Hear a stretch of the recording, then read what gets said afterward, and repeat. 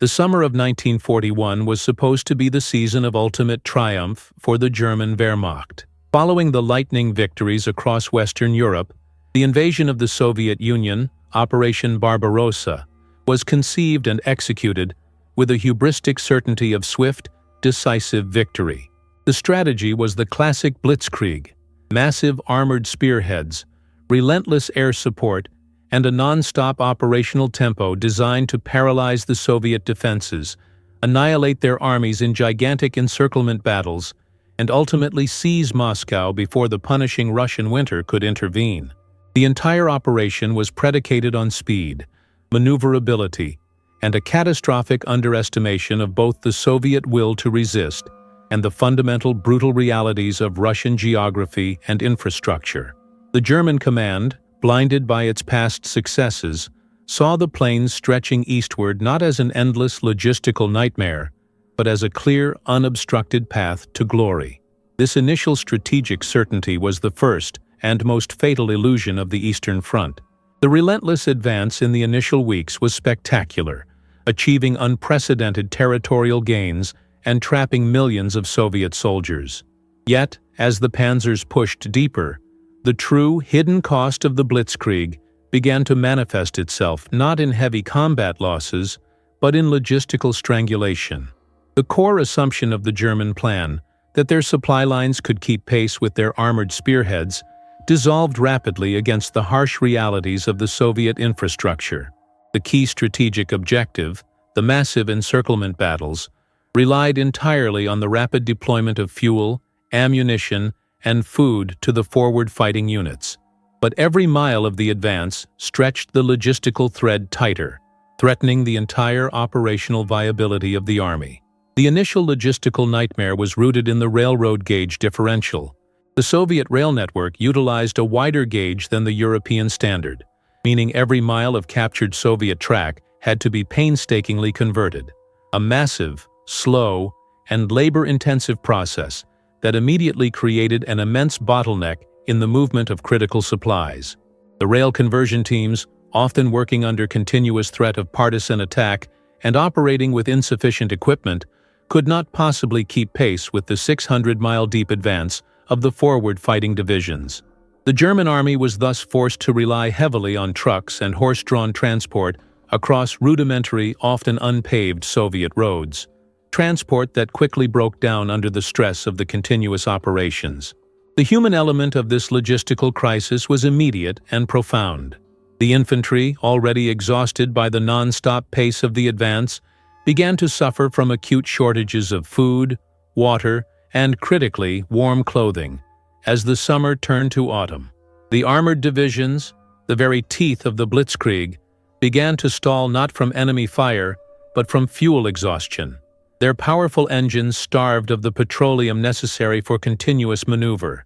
The massive tactical successes, the capture of Smolensk, the encirclement of armies, were achieved at the expense of an unsustainable logistical burden. The German strategy had successfully broken the Soviet armies, but the operational tempo had tragically broken the German army itself. The strategic bridge the Germans needed to hold was not a piece of steel over a river, but the fragile, kilometer-long rail lines stretching back to Poland, a bridge that was already collapsing under the weight of their own ambition. The Battle of Smolensk, fought in the summer of 1941, stands as the perfect microcosm of the systemic failure that doomed Operation Barbarossa. Smolensk was a critical, early strategic objective, a major railway hub, and a logistical gateway to Moscow. Its capture, though eventually achieved, exposed the German military's catastrophic inability to sustain operations in the hostile infrastructure of the Eastern Front. The Germans could take the territory, but they could not hold the logistical bridge that made that territory viable. The primary physical obstacle that the German army faced was the road network, or rather, the complete lack thereof. The Soviet Union possessed few paved roads suitable for heavy, continuous military traffic. The German supply convoys, already suffering from the wrong railroad gauge, were forced onto unpaved dirt tracks that quickly turned into impassable quagmires of mud, or Rasputitsa, with the arrival of the first autumnal rains. The heavy German trucks designed for European highways broke down relentlessly, their wheels spinning hopelessly in the thick, bottomless mud. This paralysis on the roads meant that the critical final mile of supply delivery, from the temporary railhead to the forward panzer spearheads, became a bottleneck that choked the entire offensive. The German command, under the pressure of the operational timetable, made desperate attempts to compensate for this infrastructural collapse. Massive numbers of troops were diverted from fighting to purely logistical roles. Forced labor was used to repair and convert the rail lines, and engineers were constantly tasked with building temporary bridges and corduroy roads across the impassable swamps. Yet every single effort was immediately swallowed by the immensity of the Eastern Front. The distances were too vast, the destruction too systematic, and the weather too unforgiving. The Soviet forces, in their systematic retreat, executed a highly effective scorched earth policy, destroying bridges, demolishing rail stations, and poisoning wells, a conscious strategy of denial that played directly into the German logistical weakness. The irony of the bridge that couldn't hold was the German dependence on horse-drawn transport. The Wehrmacht, despite being the world's most motorized army, was forced to rely on hundreds of thousands of horses to pull wagons across the mud and snow, a profound, humiliating regression that speaks volumes about the failure of their logistical planning. These animals required massive amounts of fodder, consuming resources that could have gone to the fighting men, and they died in huge numbers from exhaustion, disease, and the cold, becoming yet another burden on the already collapsing supply chain. The image of the sophisticated panzer divisions grinding to a halt, waiting for horse-drawn wagons to deliver the fuel that their powerful engines demanded, is the defining image of the failure of Operation Barbarossa. The eventual capture of Smolensk provided a temporary logistical hub, but the very act of reaching it consumed the necessary momentum and reserves. The victory was immediately overshadowed by the devastating realization that the supply issue was systemic and insoluble without a complete, weeks-long halt to the offensive, a halt that the relentless, unforgiving Russian winter would not allow. The German army had defeated the enemy forces on the field, but they had fatally failed to defeat the silent, implacable resistance of the infrastructure itself. Attention, General Staff, you've seen the logistical collapse that destroyed the mighty German advance. The bridge they couldn't hold was made of rail lines and dirt roads. If the brutal reality of the Eastern Front's infrastructure resonates with your strategic mind, then do not let this critical intelligence lapse. Subscribe now and commit to analyzing the logistics that truly win wars. And here is your operational query. Was the greatest logistical blunder the failure to convert the Russian rail gauge or the complete underestimation of the Rasputitsa mud? Drop your strategic assessment in the comments below. Let the world hear the sound of the logistical analysis. The Soviet strategy of scorched earth was not a passive retreat. It was an active, brutal, and highly effective defensive doctrine, specifically designed to maximize the German logistical vulnerability. From the initial breakout of Operation Barbarossa through the final, grinding counteroffensives, the systematic denial of resources and infrastructure became the Soviet Army's most powerful strategic weapon, inflicting irreversible long-term damage on the German war machine. The very territory the Germans conquered became a strategic burden rather than an asset. The implementation of the scorched earth strategy was ruthless and total. As Soviet forces retreated, they were under explicit orders to leave nothing of value for the advancing enemy. This meant the systematic destruction of entire cities, the burning of crops, the slaughter of livestock that could not be evacuated, and, crucially, the demolition of every piece of industrial and logistical infrastructure. Bridges were blown with meticulous care. Railway stations were gutted by fire. Communication lines were shredded, and heavy machinery was either evacuated deep into the Soviet interior or destroyed beyond repair.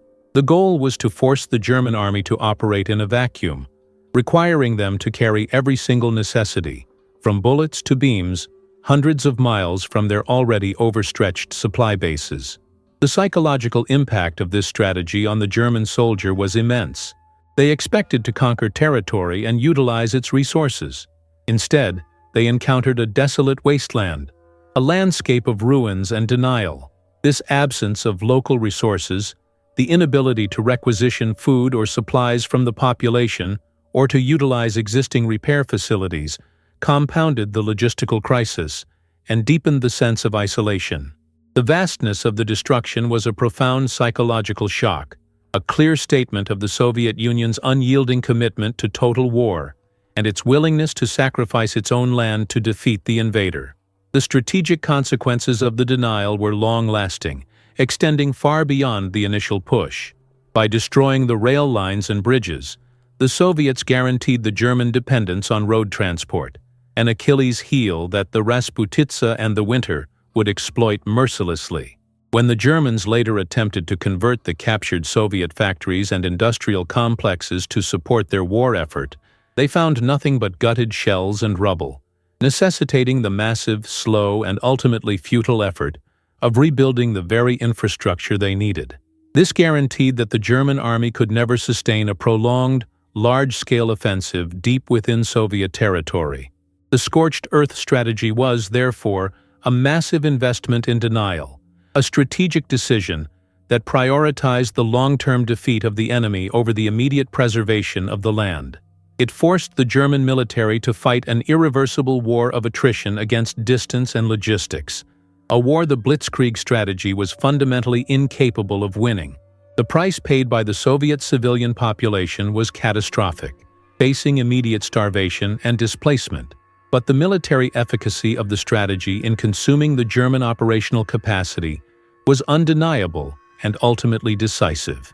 The destruction of the Soviet infrastructure was the final unassailable defensive line that broke the German advance long before the army reached the gates of Moscow. The arrival of the notoriously brutal Russian winter in late 1941 transformed the logistical crisis from a mere challenge into an existential catastrophe for the German Wehrmacht. The immense tactical difficulties of the summer, the mud, and the long supply lines were instantly magnified by the deep cold and the heavy snowfall, creating a state of near-total logistical paralysis that froze the German advance literally in its tracks. The winter became the final decisive battlefield where the German failure to prepare for the Eastern environment was paid for in vast, irreversible human and material cost. The primary and most visible failure was the critical lack of winter equipment. The German command, operating under the hubristic assumption that the war would be over by the fall, had failed to supply its troops with adequate winter clothing, boots, and protection. Soldiers, many still wearing the summer uniforms and light coats, were instantly exposed to temperatures that dropped far below zero. Frostbite became rampant, inflicting massive, crippling casualties that decimated the fighting ranks and placed an unbearable strain on the already collapsing medical infrastructure. The number of men lost to the cold alone often exceeded the number lost to Soviet fire, a devastating and humiliating testament to the failure of the logistics and planning staff. The mechanical effects of the cold were equally catastrophic. The sophisticated German engines, in tanks, trucks, and aircraft, were not designed to operate in extreme cold. Lubricants froze solid, batteries lost power, and the process of starting a vehicle became a massive, time-consuming, and resource-intensive effort, often requiring the use of open fires beneath the engine blocks. This mechanical paralysis robbed the Blitzkrieg of its only essential component, mobility. Tanks, the spearhead of the German advance, became immobile steel coffins, effectively frozen in place and vulnerable to Soviet counterattacks. The German army, unable to move, unable to resupply, and unable to protect its men from the elements, became a static, frozen target. The transportation network suffered a final definitive collapse. The deep snow buried the rudimentary roads, rendering the already struggling truck convoys completely immobile. The railway system, the only viable means of transporting bulk supplies, was constantly hampered by freezing switches, engine breakdowns, and the immense labor required to keep the tracks clear of snow and ice. Supplies that were desperately needed, fuel, ammunition, and food, were often left stranded hundreds of miles behind the front lines, unable to reach the isolated, freezing soldiers who were fighting desperately against the newly energized Soviet counteroffensives. The Russian winter was not merely a passive environmental condition, It was an active strategic weapon in the hands of the Soviet High Command. The Soviets, accustomed to the climate and equipped with adequate winter gear, launched their counterattacks precisely when the German army was at its most vulnerable, immobilized, frozen, and suffering from catastrophic logistical failure. The German failure to anticipate and prepare for the environment sealed the fate of Operation Barbarossa, demonstrating that in the Eastern Front, the war was won not by the superiority of the fighting man, but by the overwhelming, unforgiving power of logistics and nature. The combined forces of the scorched earth, the Rasputitsa, and the Russian winter inflicted a fatal systemic breakdown upon the German Wehrmacht, marking the definitive death of the Blitzkrieg concept on the Eastern Front. This breakdown was not a localized event. It was a total failure of coordination, planning, and resource allocation that paralyzed the entire army, transforming the offensive into a grinding, brutal war of attrition that Germany could never hope to win. The central component of the failure was the immediate resource prioritization crisis. The German High Command was forced to make agonizing, fatal decisions. Should the limited rail capacity be used to transport food and winter clothing for the starving infantry, or should it be used to transport fuel and spare parts for the immobilized panzer divisions? Every decision was a tragic compromise, leading to systemic deficiencies in every operational sector. The infantry froze, the tanks stalled, and the entire offensive lost its momentum, trapped in a fatal cycle of logistical triage.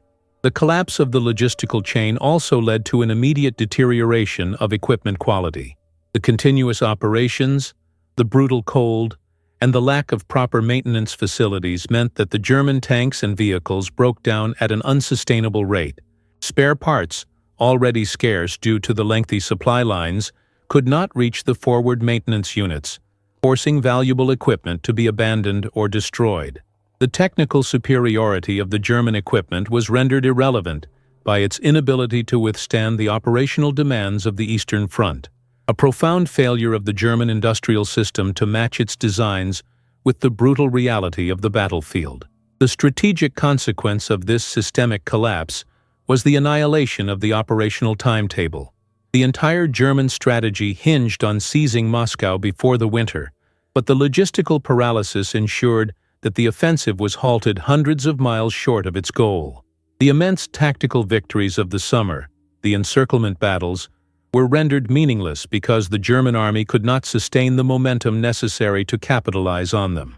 The Soviet Union, given the precious weeks of respite, was able to evacuate its industries, mobilize its reserves, and organize a coherent, large-scale counteroffensive, ensuring that the war would become the protracted struggle that the German military was explicitly designed to avoid. The Battle of Smolensk, and the subsequent failure to reach Moscow, provided the final unassailable proof that the Blitzkrieg model was fundamentally unsuitable for the Eastern Front. The vast distances, the lack of infrastructure, and the brutal climate created a logistical environment that swallowed the German operational capacity whole. The immense sacrifice of the German soldier, fighting with incredible courage and tenacity, was ultimately neutralized by the failure of the supply chain. The German army was strategically defeated not by the superiority of the Soviet fighting man in 1941, but by the overwhelming, unforgiving supremacy of logistics and distance. The strategic bridge was irrevocably severed, dooming the entire German military effort in the East to a war of attrition that could only end in total collapse. You've tracked the German army from the initial hubris to the final logistical breakdown. The death of the Blitzkrieg was a strategic certainty. If the profound, unavoidable reality of the Eastern Front's logistical challenge resonates with your mind, do not let this critical lesson be lost. Subscribe now and commit to preserving the analysis of these monumental strategic failures. And here is your final intelligence task. Suggest the next great logistical failure of WWII, perhaps the challenges faced by the Japanese in the Pacific or the German supply lines in North Africa. For our deep dive analysis, your suggestions guide our strategic mission. The failure of the German advance on Moscow and the subsequent Soviet counteroffensives in the winter of 1941 marked the beginning of a long, agonizing, and often chaotic German retreat that would define the next 4 years of fighting on the Eastern Front. This retreat was not a single, coordinated strategic withdrawal, but a continuous, grinding collapse of German operational control, punctuated by desperate defensive actions and massive logistical losses. The strategic initiative had been irrevocably seized by the Soviet Union, and the German Wehrmacht was forced into a desperate reactive war of attrition that consumed its strength and resources relentlessly. The nature of the retreat was dictated entirely by the logistical limitations that had doomed the initial advance. The German army, already suffering from catastrophic losses of trucks, tanks, and transport vehicles, was now forced to abandon massive amounts of heavy equipment that could not be moved through the snow and mud. Tanks that had stalled due to fuel exhaustion were systematically destroyed to prevent their capture, a massive, irreparable loss of material that further crippled the German capacity for mobile warfare. The immense labor required to move men, supplies, and casualties through the hostile terrain placed an unbearable burden on the remaining logistical units, ensuring that the retreat was slow, costly, and strategically disastrous. The Soviet army, newly energized and operating under the protection of the Russian winter, pursued the German forces relentlessly, forcing them to fight costly rearguard actions for every kilometer of ground. The German High Command, still paralyzed by Hitler's no-retreat orders, compounded the operational difficulties. Field commanders, recognizing the necessity of tactical withdrawals to prevent complete encirclement, were often forced to ignore direct orders or risk immediate court-martial. This disconnect between the strategic command and the operational reality on the front lines created a profound chaos in the German defensive planning, guaranteeing that the retreat was neither efficient nor strategically sound. The long retreat exposed the irreversible loss of German operational flexibility. The Blitzkrieg, which relied on speed and maneuver, was replaced by a rigid static defense designed to hold territory at all costs. This doctrine, while buying limited time, was immensely costly in human life and resources, forcing the German army to suffer catastrophic losses in massive, drawn-out encirclement battles like Stalingrad and the subsequent counteroffensives. The German forces, fighting a war they could no longer move, were forced to rely on the static strength of their positions, a reliance that proved fatal against the overwhelming material and manpower superiority of the advancing Soviet armies. The long, agonizing retreat was the inevitable strategic consequence of the logistical failure of 1941. The German army was paying the price for its initial hubris, fighting a war of attrition across the vast distances that their logistical system had proven incapable of sustaining. The strategic bridge was destroyed, and the German military was forced into a terminal, slow collapse that would only end with the final, total annihilation of its forces. The Eastern Front became the decisive battleground of the war, a logistical grinder that consumed the German military machine slowly, relentlessly, and entirely. The massive tank battle at Kursk in the summer of 1943 represented the German High Command's final, desperate attempt to regain the strategic initiative and resurrect the spirit of the Blitzkrieg on the Eastern Front. This offensive, codenamed Operation Citadel, was a massive, last-gasp commitment of Germany's remaining armored reserves and its newest, most sophisticated tanks, including the Panther and the Tiger. The goal was to pinch off a massive Soviet salient around the city of Kursk, annihilate the Soviet forces within the pocket, and restore the momentum that had been lost 2 years earlier. The battle, however, was doomed before the first tank rolled forward, representing the German strategic failure to learn the lessons of logistics and intelligence. The Soviet command, fully aware of the German intentions and the massive buildup of forces, had months of warning time. They used this time to construct an unprecedented defense in depth, a massive, layered defensive network of minefields, anti-tank ditches, fortified positions, and trenches that extended for hundreds of kilometers. The German attack, instead of encountering disorganized Soviet forces, encountered a prepared, static, and immensely strong defensive fortress that they were forced to assault frontally. The battle quickly devolved from a war of maneuver into a brutal war of attrition, a tank-on-tank slugging match that consumed the German armored divisions at an unsustainable rate. The German forces, despite the superior armor and firepower of the new Tiger and Panther tanks, were unable to penetrate the massive, deep Soviet defenses. The immense losses of men and materiel suffered at Kursk were irreversible, consuming the last operational reserves necessary for any future large-scale offensive operations on the Eastern Front. The failure of Operation Citadel marked the definitive end of the German offensive power in the East. The logistical implications of Kursk were profound and terminal. The immense expenditure of fuel, ammunition, and specialized parts for the new tank designs placed an unbearable burden on the already collapsing German supply chain. The losses of the new tanks, which were notoriously complex and difficult to repair, were functionally irreparable, ensuring that the German armored divisions would never again operate at full strength. The defeat at Kursk was a strategic disaster that consigned the Wehrmacht to a terminal, continuous war of defense and retreat that would only end with the final collapse in Berlin. The final, bitter irony of the Battle of Kursk was the German reliance on their new technology to compensate for their logistical failures. The superior German tanks were ultimately defeated not by superior Soviet tanks, but by mines, anti-tank guns, and the sheer volume of Soviet reserves, all components of the massive, prepared defense in depth that neutralized the German mobility.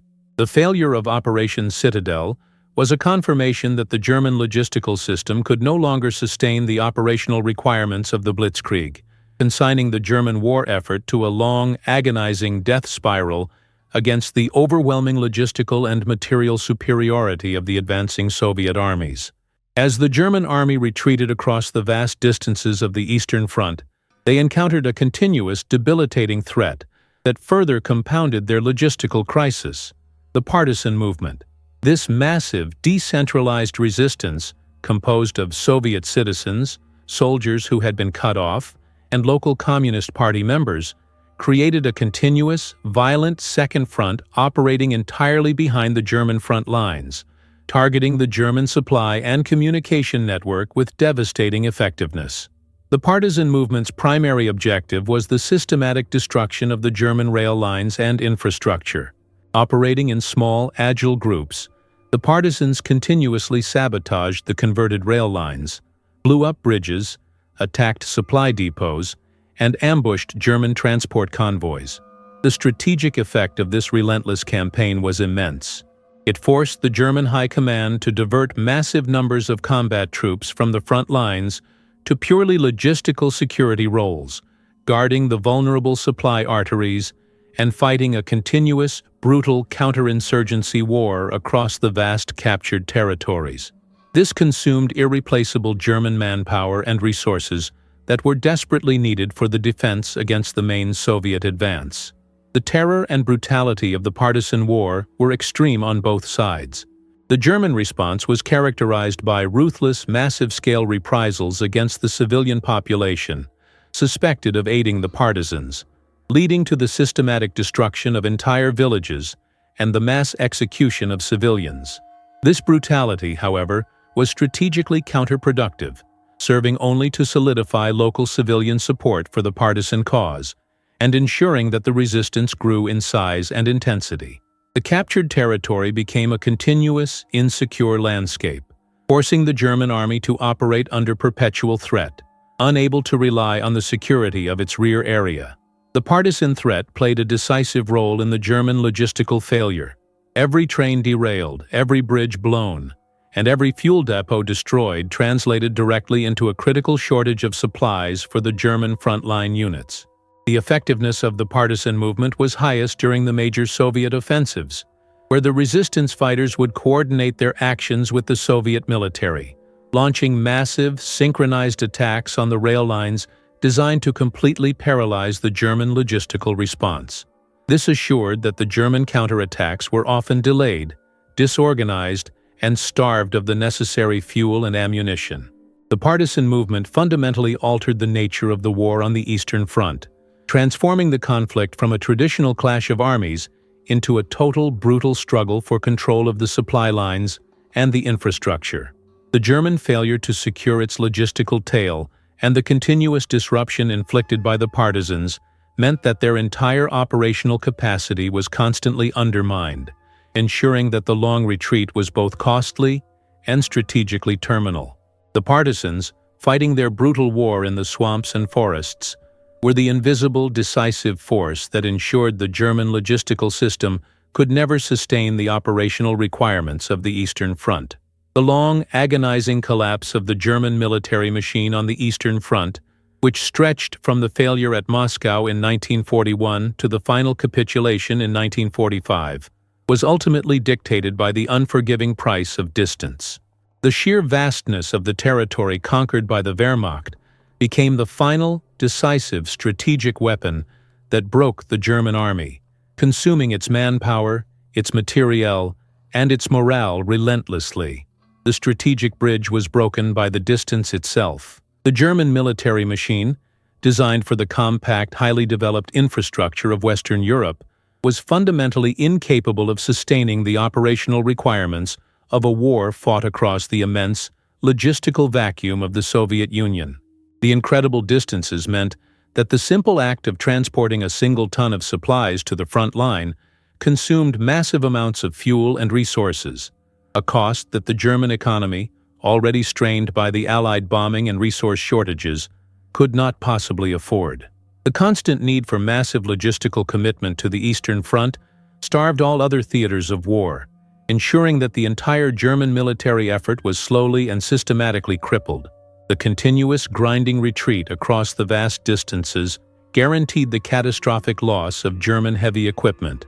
Tanks, artillery, and vehicles that broke down hundreds of miles from the nearest functional repair facility were systematically abandoned or destroyed, leading to an irreversible depletion of the German material capacity.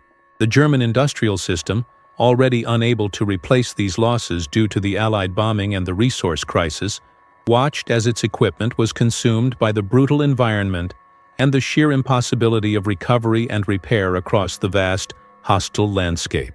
The human cost of the distance was equally profound. The continuous operations, the exposure to the extreme environment, and the lack of proper supply led to massive casualties from disease, exhaustion, and cold, further crippling the German fighting ranks. The sheer size of the front line meant that the German forces were constantly overstretched, unable to adequately defend the immense territory they had conquered, leaving them vulnerable to massive, devastating Soviet encirclement operations that consumed entire armies. The final collapse was a matter of terminal arithmetic, a war lost not in a single battle, but in the relentless, systemic erosion of the German capacity to sustain itself across the vast distances of the Eastern Front. The German army was defeated by the unassailable logistical superiority of its opponent, an opponent that could mobilize massive reserves of manpower and material, and sustain itself across the vastness of the territory. The immense sacrifice of the German soldier, fighting with incredible courage, was ultimately negated by the logistical reality that the strategic bridge had been burned not by the enemy, but by the impossible distance itself. The profound, lasting legacy of the German failure on the Eastern Front is the definitive confirmation of the primacy of logistics in modern, large-scale conflict. The narrative of Operation Barbarossa, from the initial stunning advance to the final, total collapse, serves as the ultimate case study in how the strategic ambition of the Blitzkrieg was fatally undermined by a catastrophic failure to account for the non-negotiable demands of supply, infrastructure, and distance. The German defeat was not primarily a tactical failure. It was a logistical one, a fact that fundamentally altered post-war military doctrine across the globe. The German experience demonstrated that in a war of attrition across vast distances, the capacity to sustain and replace is the single most decisive factor, overriding any temporary superiority in fighting skill or equipment quality. The failure to convert the rail gauge, the underestimation of the Rasputitsa, and the catastrophic lack of preparation for the Russian winter were not merely planning oversights. They were strategic errors that guaranteed the consumption and eventual annihilation of the German army, regardless of its fighting prowess. The Soviet army ultimately won the war by successfully transforming the vastness of its territory into a logistical weapon that choked the German advance to a halt. The lasting lesson for modern military thought is clear. Strategy must be subordinate to supply. Any military doctrine that prioritizes speed and maneuver over the resilience of the logistical tail is fatally flawed when faced with an adversary capable of absorbing the initial shock and waging a protracted war of attrition. The logistical collapse of the Wehrmacht confirmed that the true measure of military power is not the strength of the tank on the front line, but the reliability of the supply truck hundreds of miles behind it. The entire Eastern Front became the ultimate proving ground for the destructive, consuming power of logistics. The immense suffering of the German soldier, the catastrophic loss of irreplaceable materiel, and the final total annihilation of the German military machine were the inevitable consequences of a strategy that failed to understand the fundamental price of distance. The strategic bridge was broken, and the German military was forced into a terminal, slow collapse that confirmed that in modern war, the efficiency of the industrial supply line is the final, unassailable strategic weapon. The war was won by the army that could move, feed, and fuel its men across the vast, hostile distances of the Eastern Front, a logistical triumph that remains the core legacy of the Soviet victory. The sacrifice of the individual German soldier, though immense, was ultimately negated by the structural, insurmountable deficiencies of the military machine he served. The logistical and environmental paralysis that crippled the German Wehrmacht in the winter of 1941 provided the Soviet Union with the critical window necessary to launch its triumphant counteroffensive, marking the definitive turning point in the war on the Eastern Front. This counterattack was not merely a reaction to German weakness, it was a testament to the immense, systematic mobilization of the Soviet war machine, a mobilization that exploited every strategic advantage that the brutal Russian environment and the centralized command structure provided. The primary strategic advantage of the Soviet counteroffensive was its logistical resilience and preparation for the winter environment. Unlike the German forces, the Soviet army was equipped with adequate winter gear, relying on skis, horse-drawn sleds, and specialized vehicles designed to operate effectively in the deep snow and extreme cold. This superior preparation provided the Soviet forces with the critical mobility that the German army had fatally lost, allowing them to execute swift, deep penetration maneuvers that cut off and encircled the frozen, static German positions. The mobility of the Soviet army was the direct, decisive counter to the paralysis of the Wehrmacht. The counteroffensive was also defined by the massive, centralized mobilization of Soviet manpower and industry. The Soviet command, operating under the ruthless efficiency of a total war economy, was able to mobilize massive reserves of fresh, newly trained soldiers and commit entire newly formed armies to the counterattack. Furthermore, the systematic relocation of Soviet industry deep into the Urals and Siberia ensured that the factories continued to churn out vast quantities of tanks, artillery, and aircraft, providing the material superiority necessary to sustain the prolonged counteroffensive. The German military machine, already crippled by irreplaceable losses, was now facing an opponent whose strength was rapidly growing, fueled by an inexhaustible supply of men and materiel. The tactical execution of the Soviet counteroffensive was characterized by its ruthless exploitation of the German immobility. The Soviet forces focused their attacks on the weakest points of the German line, often bypassing the static, heavily fortified German positions and striking deep into the logistical rear area. This forced the German high command to abandon massive amounts of heavy equipment and execute costly, disorganized tactical retreats, further compounding the losses of materiel and operational capacity. The immense suffering and cost of the Soviet counteroffensive were undeniable, but its strategic effect in breaking the German operational capability was total and irreversible. The successful Soviet counteroffensive of 1941 was the moment the strategic initiative was irrevocably seized on the Eastern Front. It proved that the German blitzkrieg was not invincible, and that the immense logistical and environmental challenges of the Russian interior were the ultimate unassailable defense. The German army was relegated to a long, grinding war of defense and retreat, a fate that was sealed by the logistical failure of the summer and the mobilization of the superior, prepared Soviet war machine. The immense success of the Soviet counteroffensives was fundamentally dependent on the massive, heroic effort to rebuild and restore the shattered rail network, the Iron Road, that served as the absolute lifeline for the Soviet war machine. Just as the destruction of the rail lines was the strategic weapon of the Soviet retreat, the reconstruction of those lines was the strategic prerequisite for the massive, continuous counterattack. The effort to rebuild the infrastructure, often executed under continuous German air attack and in the brutal cold, represents one of the most phenomenal logistical achievements of the entire war. The challenge of rebuilding the rail network was monumental. The retreating Soviet forces had systematically destroyed every major bridge, rail station, and junction, often utilizing highly sophisticated demolition techniques to maximize the long-term damage. The German occupation and the continuous partisan warfare further complicated the effort, ensuring that every mile of rail line was a potential target for sabotage and attack. The Soviet railway troops and civilian workers, often operating with minimal heavy equipment and facing immense material shortages, were tasked with the impossible, repairing hundreds of miles of track, replacing massive steel bridges, and restoring the functionality of entire rail hubs, all while supporting the massive operational demands of the advancing armies. The restoration effort was defined by its speed and ingenuity.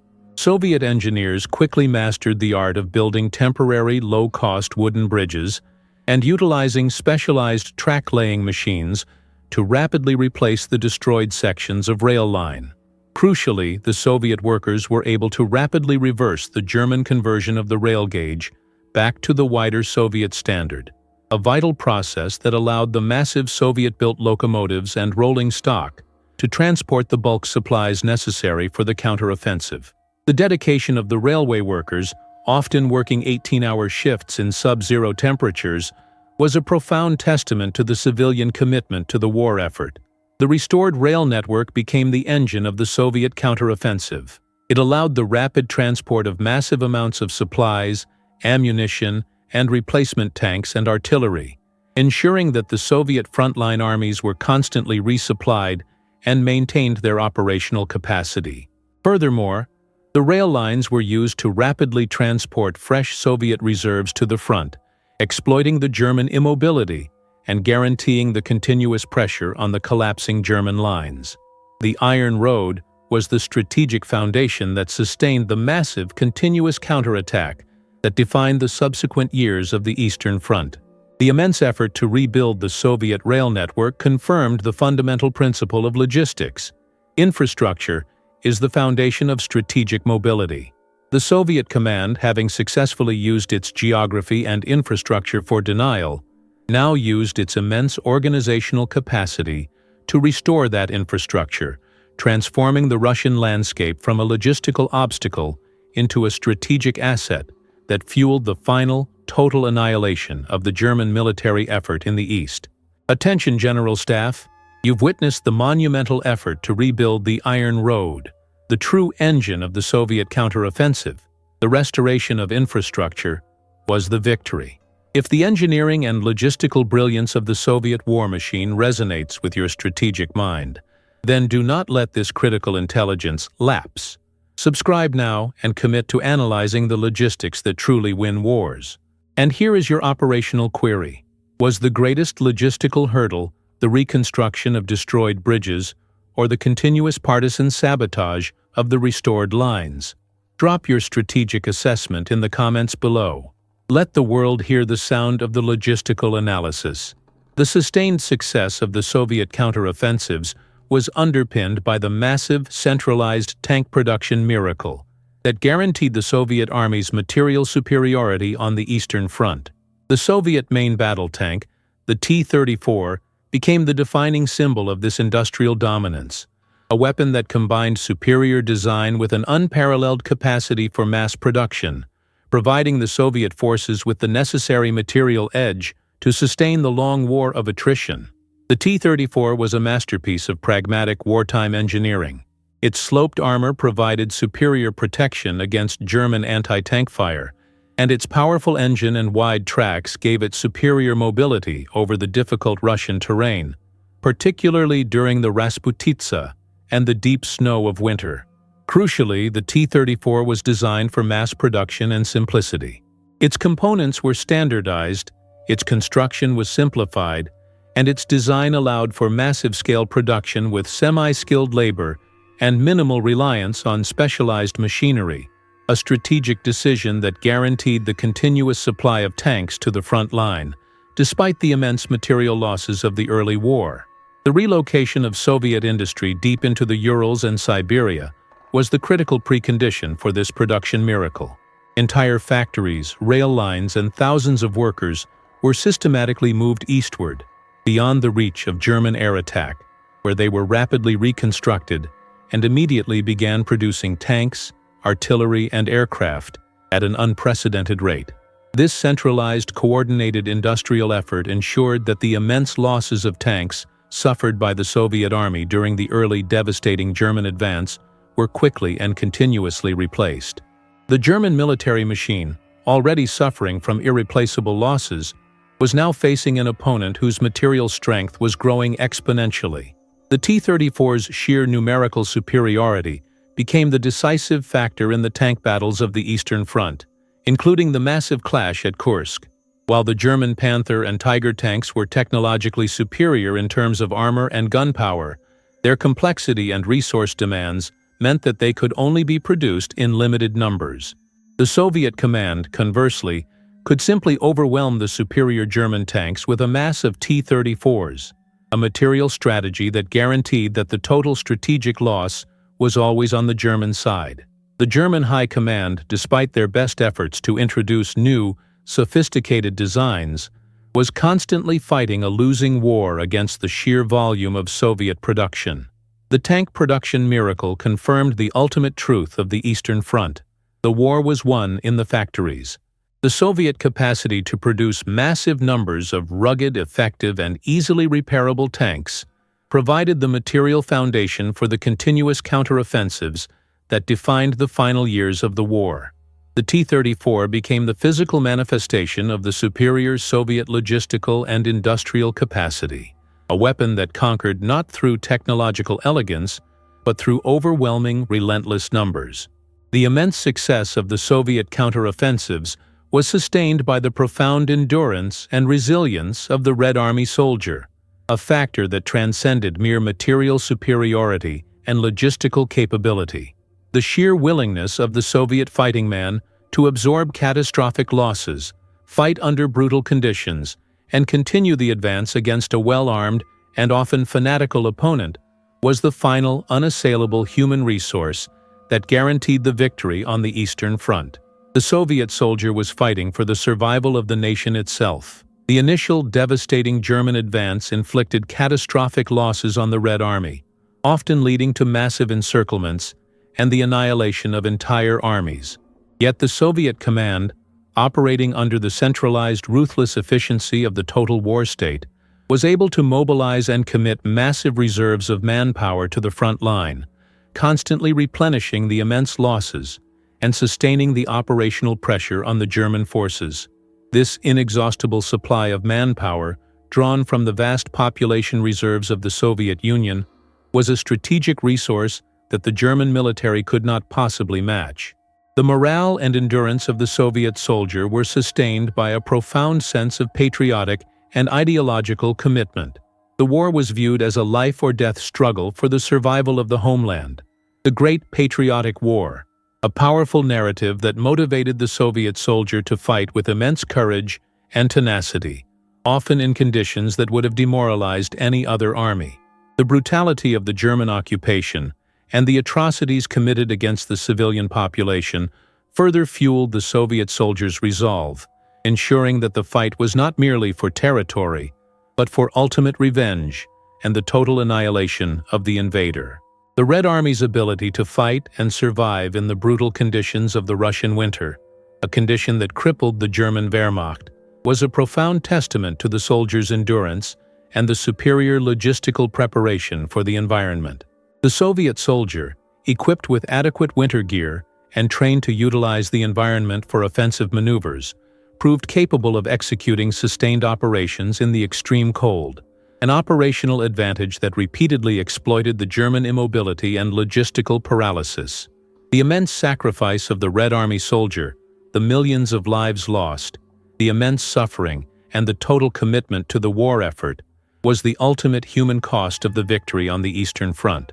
The Soviet command's willingness to absorb immense losses and continue the pressure was a strategy dictated by the necessity of total war, a strategy that ultimately broke the German military's capacity for attrition. The Red Army's endurance, sustained by the logistical superiority of the Soviet war machine, was the final, unassailable human factor that guaranteed the total annihilation of the German military effort in the East. The defining saga of the Eastern Front, from the gates of Moscow to the final capture of Berlin, yielded a series of profound strategic lessons that reshaped modern military doctrine, confirming the decisive role of logistics, time, and space in large-scale conflict. The German failure and the Soviet triumph provided the ultimate brutal proof that strategic ambition must be judged against the unyielding laws of attrition and material capacity. The first and most enduring lesson was the primacy of space and time. The sheer vastness of the Soviet Union, coupled with the early logistical failures of the Blitzkrieg, guaranteed the Soviet command the critical time necessary to mobilize its massive industrial and human resources. The German failure to seize the decisive strategic objectives before the onset of winter provided the Soviet Union with the strategic space necessary to absorb the initial shock, relocate its industry, and organize a sustainable counteroffensive. The vast Russian landscape became the ultimate defense. The second lesson was the irreversibility of attrition. The immense continuous losses of men and materiel suffered by the German Wehrmacht, particularly at Stalingrad and Kursk, were functionally irreplaceable due to the logistical and industrial constraints of the German economy. The Soviet military, conversely, was able to sustain and even increase its operational strength through continuous mobilization and industrial output. The war became an irreversible process of attrition, a numbers game that the German military, despite its tactical skill, was mathematically destined to lose against the superior material capacity of its opponent. The third lesson was the non-negotiable role of infrastructure.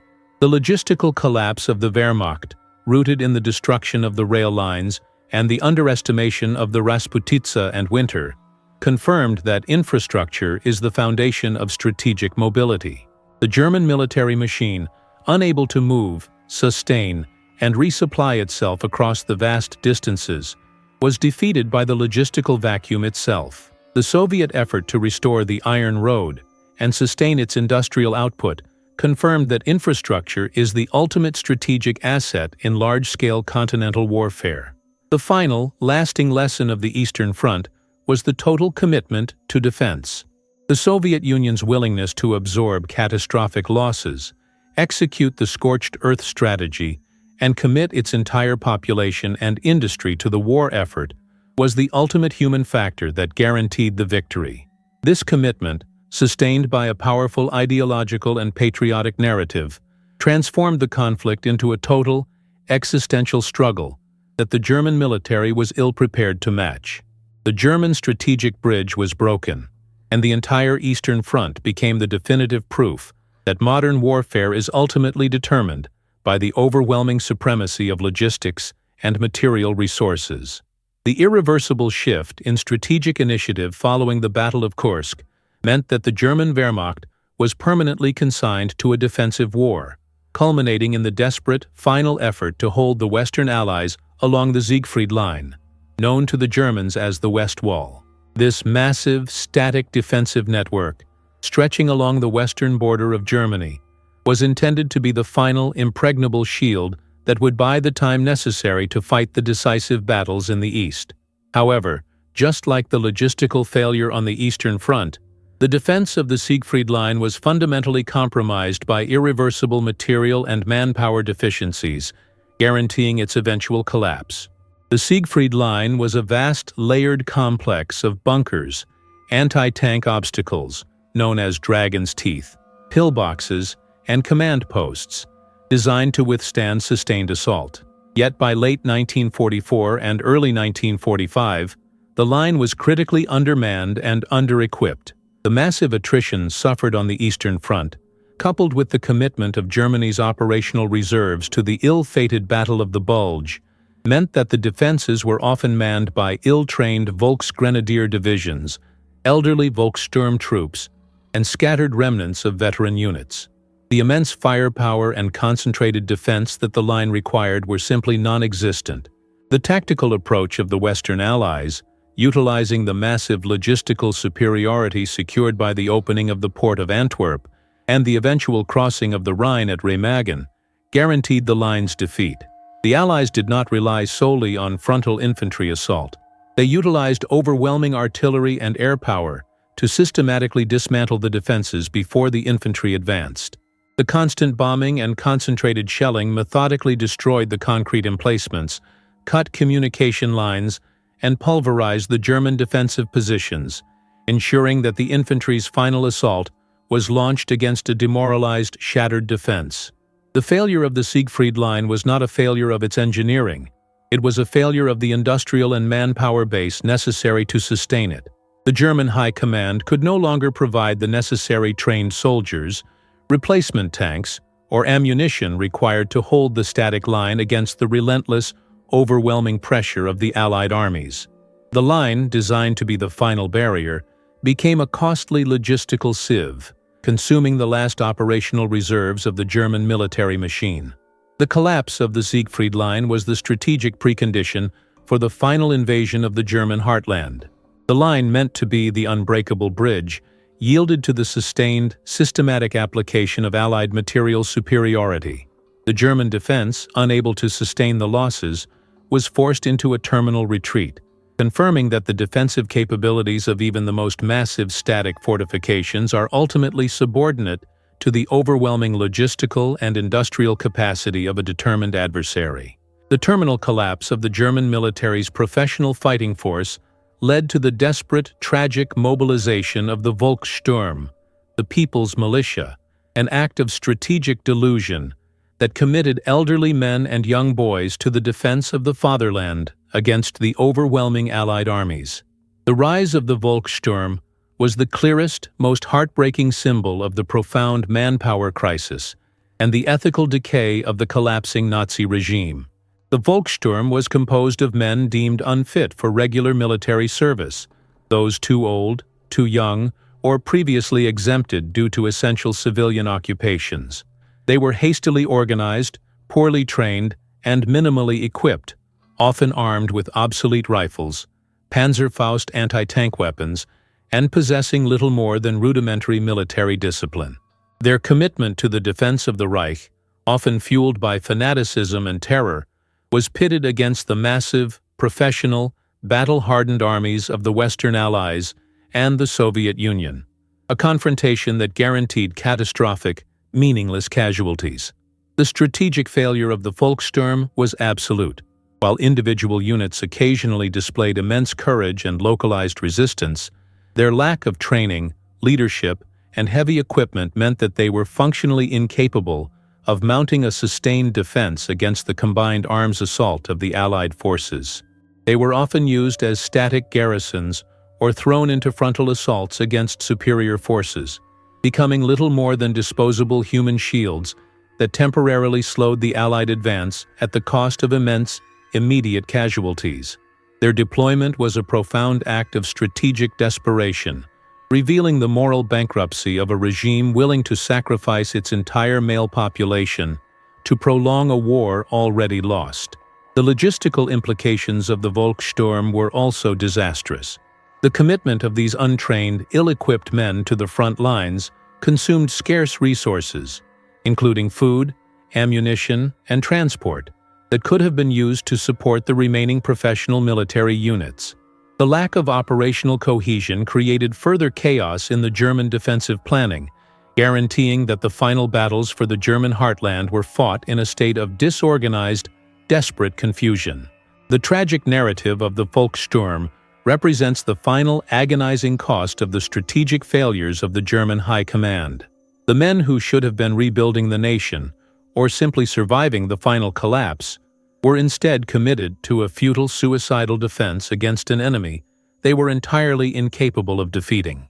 The deployment of the People's Militia was the ultimate proof that the German military effort had consumed its operational capacity and was resorting to desperate, unethical measures that only amplified the tragedy of total defeat. The legacy of the Volkssturm is a somber monument to the immense human cost of delusion and strategic collapse. The successful breaching of the Siegfried Line and the decisive crossing of the Rhine marked the beginning of the final race for Berlin, a military pursuit that saw the Allied armies, now fueled by the logistical abundance of Antwerp and the Remagen crossing, accelerate deep into the German heartland. This final phase of the war was defined by the relentless speed of the Western advance and the simultaneous catastrophic collapse of the German Eastern Front under the overwhelming offensive of the Soviet Red Army. The Allied advance in the West was characterized by mobile warfare and encirclement, utilizing the immense superiority in fuel, armor, and air power that had been secured by the logistical breakthroughs of 1944. The German military resistance, shattered by the Ruhr Pocket and the loss of the Siegfried Line, was fractured and disorganized. The Allied forces, no longer facing cohesive defensive lines, executed massive pincer movements that bypassed static garrisons and focused on annihilating the remaining pockets of resistance and seizing key industrial and transportation centers. The speed of the advance was so rapid that logistical concerns, while still present, were managed with far greater ease than in the earlier campaigns, a testament to the success of the underlying supply network. The Eastern Front, meanwhile, was experiencing a complete strategic collapse. The Soviet Red Army, having annihilated the German forces at Stalingrad and Kursk, was advancing relentlessly, fueled by a renewed sense of patriotic fervor and the immense material superiority of the Soviet industrial machine. The German forces, exhausted, undersupplied, and fighting a prolonged, brutal defensive war across vast distances, were overwhelmed by the sheer scale and intensity of the Soviet offensive. The battles for the major Eastern European capitals, Warsaw, Budapest, and ultimately Berlin, were characterized by immense destruction and catastrophic loss of life, marking the final, terminal phase of the German military effort. The final race for Berlin was a strategic and political imperative. Both the Western Allies and the Soviet Union were racing to seize the capital, driven by the immense symbolic value of capturing the heart of the Nazi regime.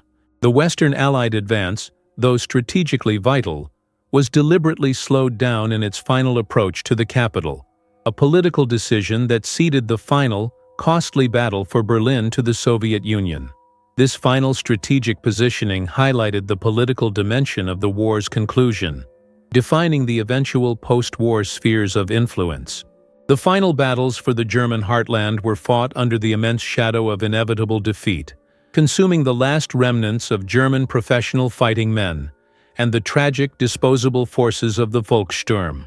The war was now a matter of terminal arithmetic, with the collapse of the German resistance being merely a question of when, not if. The final moments of the conflict were defined by the overwhelming speed of the Allied advance and the total, irreversible consumption of the German military machine. The terminal phase of the German war effort, particularly after the loss of the Rhine bridgehead, was defined by the profound, destructive nature of Hitler's final, futile orders, directives that prioritized a delusional, fanatical defense over the preservation of the German nation and the lives of its remaining population. The legacy of the final battles for the German heartland is one of immense, unnecessary tragedy, directly attributable to the moral and strategic failure of the collapsing regime. The most infamous of these orders was the Nero Decree, formerly the Befehl betreffend Zerstörungsmaßnahmen im Reichsgebiet, issued in March 1944, which mandated the complete, systematic destruction of all remaining German infrastructure, industry, and transport facilities. This was a final, desperate, suicidal act of scorched earth, intended to deny the advancing Allied armies any usable assets. The decree highlighted the depth of the regime's moral decay, a willingness to utterly destroy the German nation rather than admit defeat. Thankfully, this order was largely sabotaged and ignored by key rational military and civilian officials, including Albert Speer, who understood the catastrophic long-term consequences of such total destruction. Despite the rational resistance to the Nero Decree, the commitment to fanatical, hold-at-all-costs defense persisted. Cities and towns were designated as fortresses, Festungen, with orders that they be defended to the last man, regardless of the immense civilian casualties and the complete military futility of the action. The battles for cities like Aachen, Cologne, and later Berlin were characterized by immense urban destruction and catastrophic loss of life, particularly among the ill-equipped forces of the Volkssturm. These battles served only to prolong the suffering and consume the last operational reserves of the Wehrmacht. The moral failure of the regime was complete. The final defense was not fought to save Germany, but to prolong the delusional existence of a collapsing regime, sacrificing the nation's youth and infrastructure in a terminal, meaningless struggle. The final legacy of this phase is one of profound, unnecessary tragedy, a chilling testament to the dangers of fanaticism and strategic delusion. The immense sacrifice of the individual German soldier, forced to fight a battle that was logistically and materially lost, remains the final, heartbreaking cost of the collapsing regime's moral bankruptcy. The final acts of the war confirmed the ultimate strategic verdict. The German military effort was doomed not only by its logistical and industrial failures, but by the final, devastating moral failure of its command structure. The feudal orders consumed the last resources, guaranteeing that the war's end was both costly and total. The final collapse of the Third Reich and the end of the war in Europe in May 1945 delivered the ultimate strategic verdict on the entire conflict, confirming the decisive role of logistics, material superiority, and command cohesion in modern warfare. The entire trajectory of the war, from the initial shock of the Blitzkrieg to the final terminal collapse, was fundamentally determined by the ability of the Allied powers to sustain, supply, and replace losses on an industrial scale that the German military could not possibly match. The core verdict was the supremacy of industrial capacity. The combined logistical output of the United States and the Soviet Union, the massive production of tanks, aircraft, fuel, and the infrastructure to move it, was the strategic weapon that broke the German Wehrmacht. The strategic breakthroughs in the West, such as the Remagen crossing, were only possible because of the logistical depth provided by the port of Antwerp and the unparalleled engineering capacity of the Allied forces. The German ambition was defeated not by a single tactical error, but by the relentless, overwhelming material reality of the opposing forces. The second verdict was the primacy of command cohesion and rationality. The Allied command structure, despite internal conflicts and strategic disagreements, maintained cohesion and ultimately made rational, large-scale decisions, such as prioritizing the Scheldt over a rapid Rhine crossing, whereas the German command structure descended into fragmentation, delusion, and destructive retribution, Hitler's final orders. The rationality of the Allied system guaranteed the effective utilization of their material superiority.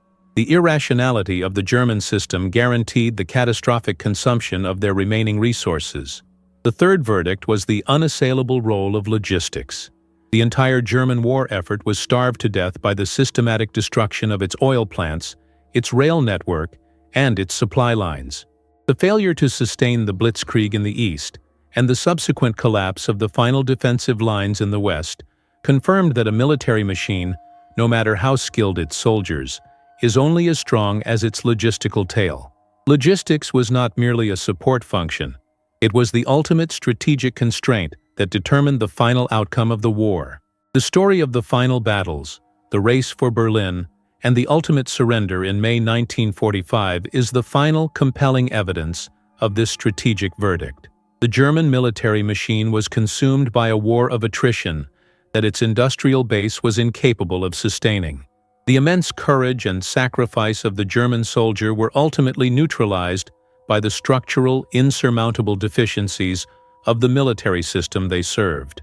The ultimate triumph of the Allied powers was the triumph of the industrialized, logistical, and organizationally cohesive war machine, a legacy that forever cemented the principles of total war and strategic supply as the non-negotiable foundations of global conflict.